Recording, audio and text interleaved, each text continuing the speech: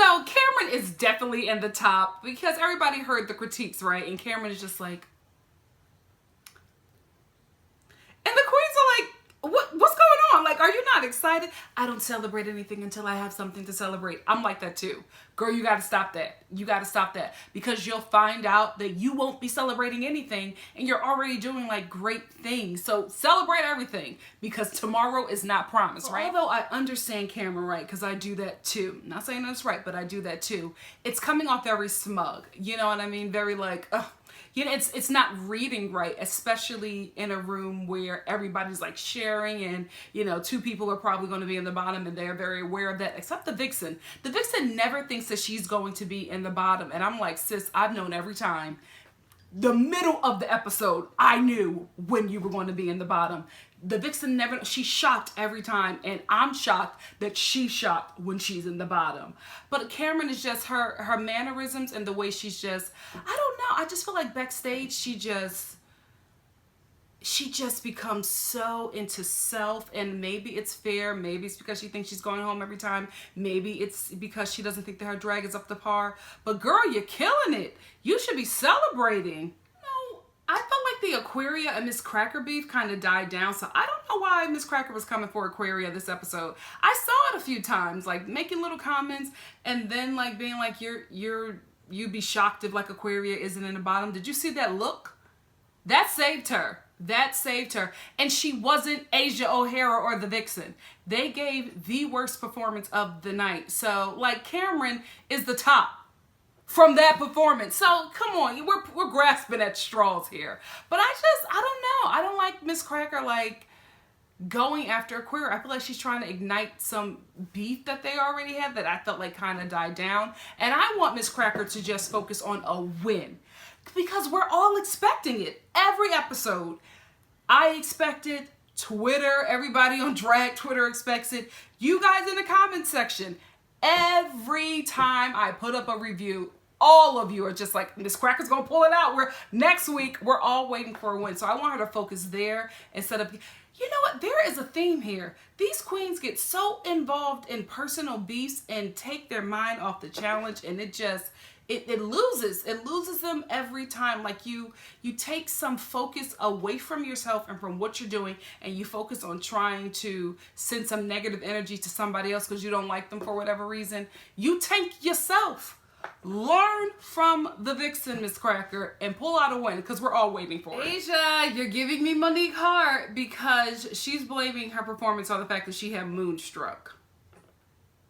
Sis, in anything, you would have given the same. We saw your Beyonce. Like, you're a look queen. There's nothing wrong with that. You can't pull out these performances because you just don't know how to get into those characters. I would love to see her Whitney.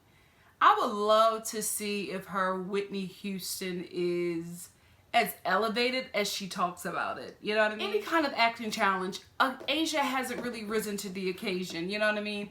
The best she ever did was when she had Vixen as a partner, and that was just because Vixen did the worst. So you had Asia to balance that off of and be like, well, she did okay. So, you know, I just have to agree with Miss Cracker on this one and not be into all of these excuses that these queens keep on trying to pull out every time they do poorly. It's like, sis, you didn't do your research. This is a competition with a lot of money that could change your life. If you aren't bringing it, that's on you. It's not on being given moonstruck.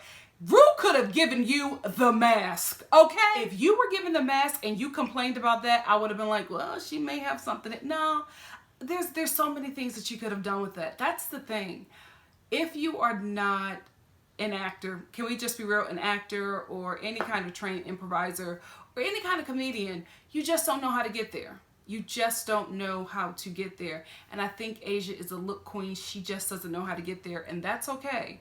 But don't give us excuses. Just be like, that is not my ability. Acting and dancing and singing, those are not my strong suits. So I'm not surprised that I'm in the bottom too. If I go home, I'm going to live in my truth because I know it's not because of lack of effort. You don't get an A for effort. Not as an adult. Not as an adult. You get what you give, sweetie, and you gave us you didn't know the words. Whose fault was that? Whose fault was it that you didn't know the words to your, like, how many lines did you didn't even have a lot of lines. Like, Asia, don't do this, sis. Own it. Oh, this conversation with Eureka and Cameron. Eureka, you and Cameron are nothing alike. And Cameron is so sweet. Cameron's listening like, y'all are nothing alike. Where did y'all become sisters at all of a sudden? You guys have barely had any conversation. I think what's happening is what Monique Hart was talking about behind the scenes. I think the queens are just like, they're getting frustrated with Eureka doing so well, and it's starting to become kind of cliquish, and she's starting to feel it, you know what I mean? So she's trying to find an ally, but I don't think she found it in Cameron. Cameron is here to win, and Cameron is playing the game. Cameron stays quiet and out of the drama, and Cameron turns out a look. If she knows she ain't bring no good performance, Mother will turn out a look at least to keep her in the competition another week. Watch, stay woke. Cameron is playing the game. All them other queens better get in formation, because Cameron's about to walk away with this crown because they getting caught up in everything else, but not the competition. I don't get Miss Cracker. Like, what is your issue with Aquarius? This is the thing. It just looks really ugly when queens are getting mad at other queens for being confident and doing well. You know what I mean? Like, come at them for something that they've done that we can see, like that we get, that we understand. I don't understand Miss Cracker besides just being a bit jealous that Aquarius, somebody who is our competition, is doing really well. Like, what's wrong with being confident? You can't win if you don't think you can. A lot of times, confidence can be read as cockiness for certain people, but for a lot of us who have confidence, and I'm not saying I am those people, but I know when I bring it out, it's not for you or anybody else. It's because I have to convince myself that I can do something that I am fighting in my head with, whether or not I can actually pull out a win or give a great performance. It's every time I perform. Every time it is a battle, baby, but I win. I go out on that stage and I kill it. There have been times when I've tanked and I've let fear take over. You have to learn to embrace confidence, because it is something that will get you a win every time. And I don't like the queens coming at Aquaria because of it. Like, y'all mad that she 21. Y'all mad that she pulling out looks. Y'all mad that she doing well. Like, get over it. Y'all just seem old and bitter at this point. It's not a good look for none of y'all. And you, Miss Asia O'Hara, you need to be learning them words instead of over here getting your life that Miss Cracker is trying to drag Aquaria. The theme of this episode is focus. These queens are not focused. I like that the Vixen is in a good place with Aquaria. I like how they were able to go through whatever they went through, and she's just like, I understand, I get her. And just seeing that they're more alike than they are different, and I think that helps just with any situation. You know what I mean? Seeing where you guys are alike more is an easier relationship or branch to really work with than just going off of your differences. And it's sad that I'm seeing this like evolved kind of confessional of the Vixen on the day she left. I love that Aquaria is having a whole conversation with nobody on the camera. She's like, girl, they're like, Aquaria, you're not talking to nobody, baby. See, listen, that's what happens when you got a good look. She did what she had to do. Even though she blinded herself, she pulled out a great look, and that's why she's safe. Stay well. O'Hara and the Vixen, especially Asia, baby, you guys are grasping for straws here. Like, saying that rhinestone-rific is glitter is different than glitter-rific and sequin-rific. It's all trying to attack the people who have done well, at least on this challenge or whatever, and it's just petty. And I'm glad the camera said something. I don't like glitter fabric. I think it was ugly, so I picked what I picked.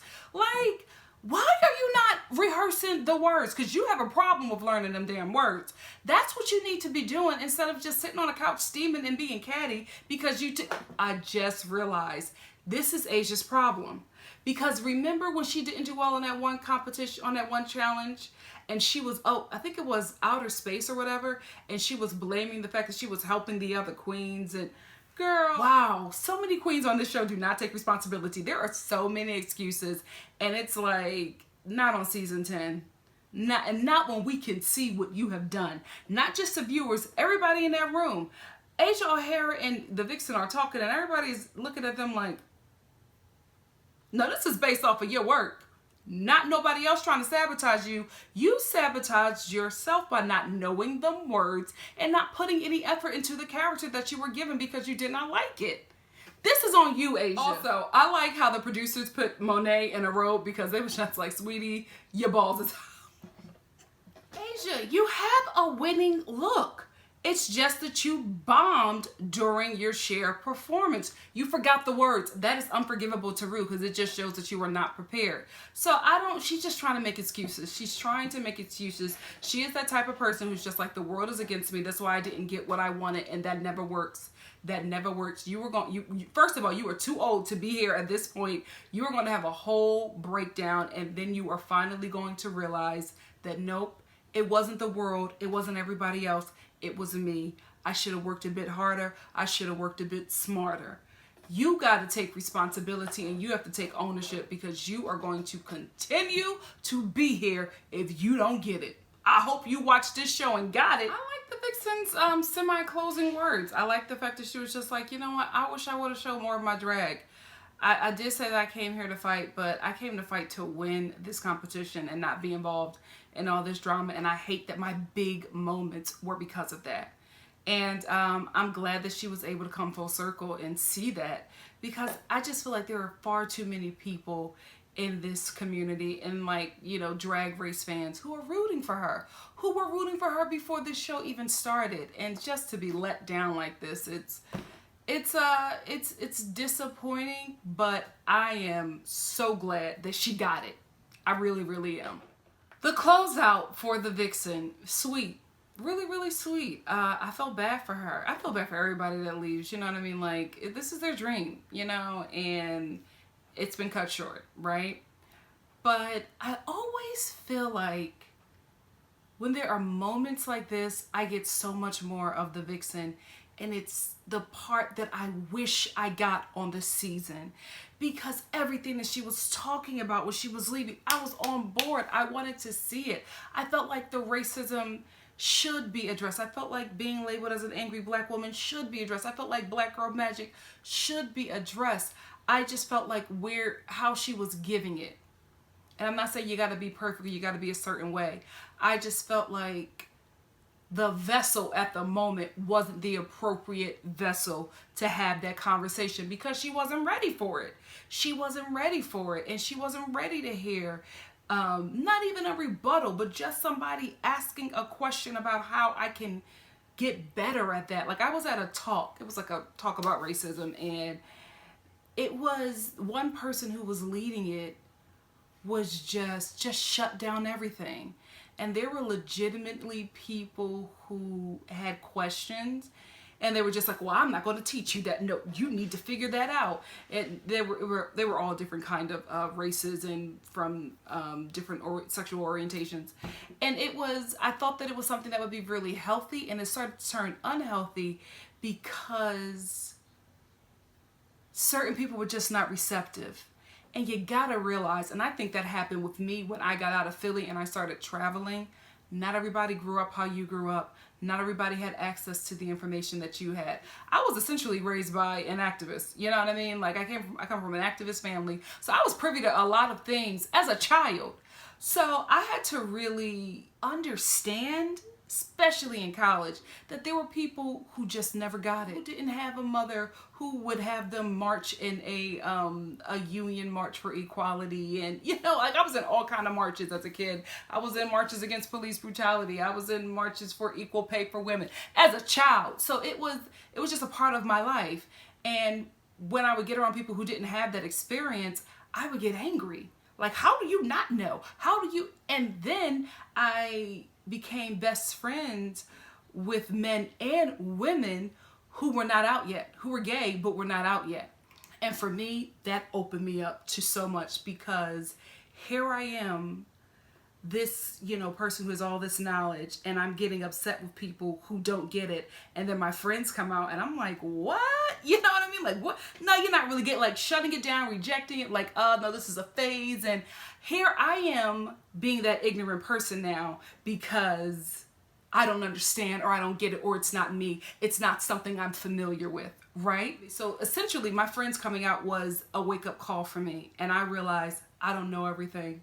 I got to see things differently. I almost lost some of my really best friends because I was so ignorant. And it made me see things differently. I don't have any compassion for my oppressor. Let's not get that twisted. I'm wise enough to know that not everybody is privy to the same information that I have, or just my life growing up. Not everybody knows what it's like being a black woman. Not everybody knows what it's like growing up poor, middle class. Not everybody knows what it's like growing up with a parent that was an addict. Not everybody knows what it's like growing up having a parent that's an activist. You know what I mean? We all have different lives. Like, one of my really good friends is somebody who appeared to have come from a very privileged life. And at the beginning, I didn't think that we would be best friends. But we are, because we found something that, troubled childhoods, that we had in common, and we were able to grow from there. I learned so much from her. She learned so much from me. But I was receptive. You know what I mean? And it's still sometimes where I check her on certain things. She checks me on certain things. My gay friends, they check me on certain things. Sometimes I get too comfortable with the lingo. That's why that drag mouth episode got me, because they got me together. It was like, okay, it's enough. Thank you, straight, calm down. And I got in my place. But they love me and I love them, and we can have those conversations because I'm also receptive. You know, you can't get offended and you can't shut down a conversation because you don't like what's being said or you don't understand. A lot of times is we just don't understand. We don't get it. We don't know. And because we are so quick to anger, it shuts down conversations that need to be had, and it blocks really good friendships. Because I think that if, you know, and I was going to say that Eureka and the Vixen could be really good friends. I don't know. I think there's going to be a lot of work. But I just feel like there are so many relationships missed. There are so many, so much growth in people missed because of offense and sitting there. I'm not saying you can't be offended, but I'm saying sitting in it and just not growing at all. You gotta grow, you gotta learn, and you gotta be better. And I think the Vixen watching this is going to do exactly that. I just feel like sometimes your moment comes and you're not ready for it. And you gotta hope and pray it comes around again. It's gonna come around again for the Vixen, because she was a very highly talked about character. So we'll see her in All Stars, and I think we're going to see a totally different Vixen. I don't think we're going to see a muted Vixen, but we're going to see a more mature Vixen, a Vixen who knows that this is a commercial for my brand and I need to get my coin, but also let me tell you about what I'm doing. She's going to be more refined with All Stars, so I'm looking forward to seeing the Vixen in All Stars, because I think that's where she's going to shine. Drag Race, she learned. Season 10 was a lesson for her. That was education. Just like Shangela said, this was her drag school, right? All Stars, that's where she's going to make a huge impact in a good way. I just feel like this season she kind of got lost. And that's all right. That's all right. A lot of us get to make our mistakes without cameras there, without cameras editing a storyline. You know what I mean? So props to the Vixen for at least surviving this, because it has to be difficult dealing with this and having the world commenting and discussing your values. So props to her, because this is not easy to do. And it's always sad to see any queen leave. But 6 queens remain. And I'm excited for the next episode. It seems like it's going to be a really, really good episode. I always get a really good Untucked if I'm not really feeling it for the episode. So this was a really, really good Untucked. And that's it for me. Thank you for stopping by this Untucked. Please join me next week when I review the following episode of RuPaul's Drag Race and Untucked. See you next week, guys. Love you. Bye.